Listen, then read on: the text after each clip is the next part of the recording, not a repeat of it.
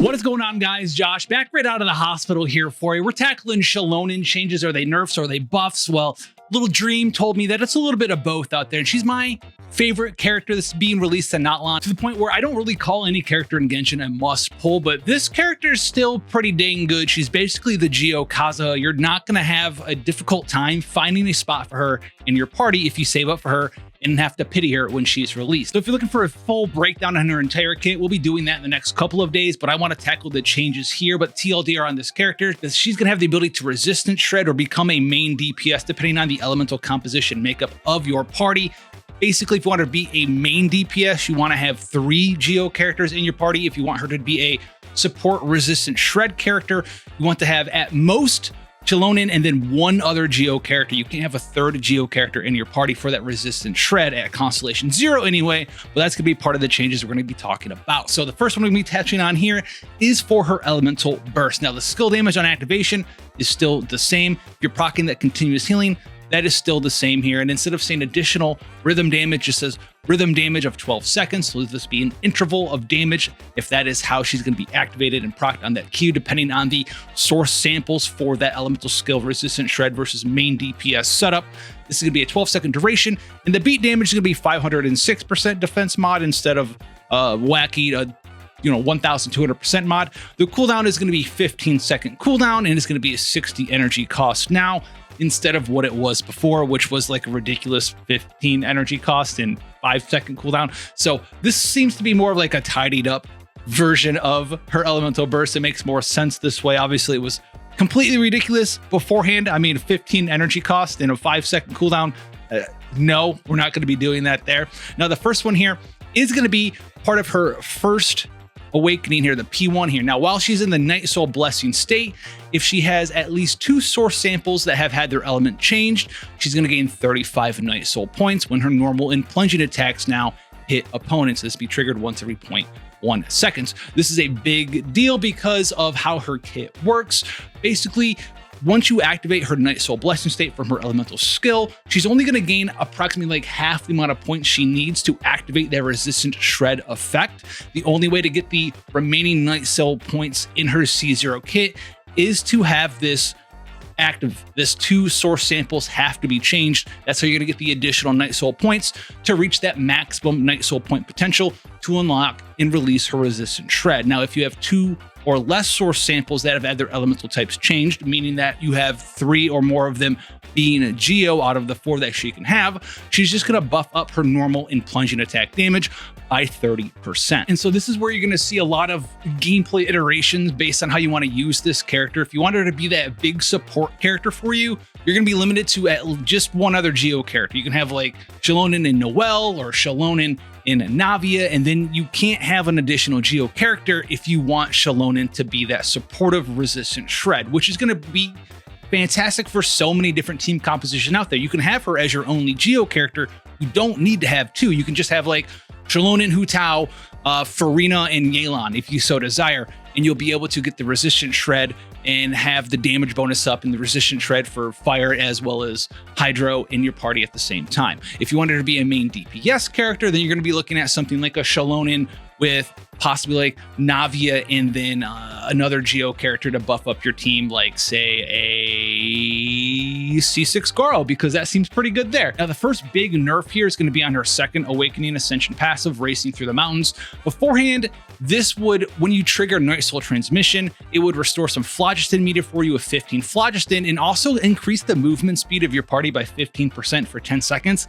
Now all it does is just give you that phlogiston meter back. They removed entirely the ability for you to get that movement speed buff, which I'm not sure why. Is it too overpowered? I thought it was kind of like a fun thing, you know, running through the mountains. It makes sense. Now we're just getting some phlogiston back. That's literally all she does on this Ascension Awakening passive. So this one's straight up a nerf out there, and it's a little bit sad to see. Now, the second big change is going to be for her 2nd constellation. This is going to be a huge one. We'll be covering other constellations when she's closer to release and stuff's finalized out there.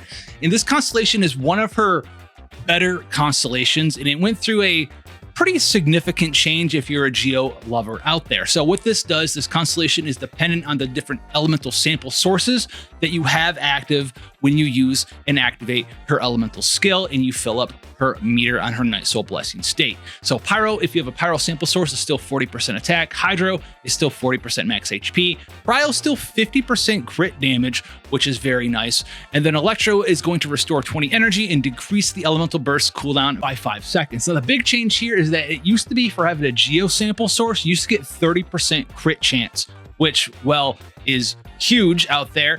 But the big downside to that is that you kind of had to rebuild your characters. It is a very significant 30% crit rate. Basically, if you wanted to fully utilize this, and you were already near 100% crit chance, you'd have to rebuild your character a little bit, maybe change your crit rate main circlet that you got really well rolls on, right, to a crit damage one to fully utilize this 30% crit rate for Geo characters. Now what it's going to be is 40% Geo damage.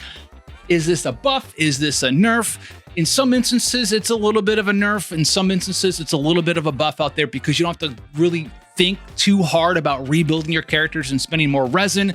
But for the min-maxers out there, you could see this one as sort of a nerf because, well, if you're nearing 100% crit chance, and there's lots of ways to get elemental bonus damage on a lot of these new characters, from Sumeru to Natlan to now with 5.0. There's so many different characters out there talking about Farina, Yelan. Some of the best supports out there have huge ways to already buff up our damage percent bonuses, that being able to build near 100% crit chance or changing your build and staying at 100% crit chance and gaining, 40, 50% crit damage was a big thing for some of these builds out there for some of those min-maxers. Now you're not going to have that ability as of this moment, and it's just going to give you 40% Geo damage. So is it a buff? Is it a nerf? You let me know how you feel about that down below. But you also have one big additional change, which is going to be with her unique signature weapon, the Peak Patrol Song. Now, the old version of this used to give you stacking defense when it started at 10% at R1 all the way up to 20% for 6 seconds, max 2 stacks. And then in addition to that, it would also increase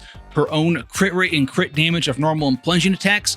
On top of that, it also would give elemental bonus damage to other characters in your party. Wouldn't buff herself for elemental bonus damage, but it would buff other people. Instead of doing that now, what they've done is they've lowered that defense stacking buff from 10% at start down to 6%. So, a little bit less, and it would go up to 12% at R5. So you're looking at a little bit of a less defense buff from the sword itself, and it loses that stacking crit rate and crit damage. Instead, that is gone entirely, and there's going to be a stacking elemental damage bonus based on the user's defense. So for every 1,000 defense the equipped character has of this weapon, that's going to be Xilonen in a lot of these circumstances out there, for every 1,000 defense that she has, you're going to get 12% increased damage bonus up to a cap of 36%. So if you have 3,000 defense at R1 of this weapon, you're going to get 36% damage bonus. Now, instead of everyone but her, it also includes her on top of that. So if you have an R5 version of this weapon,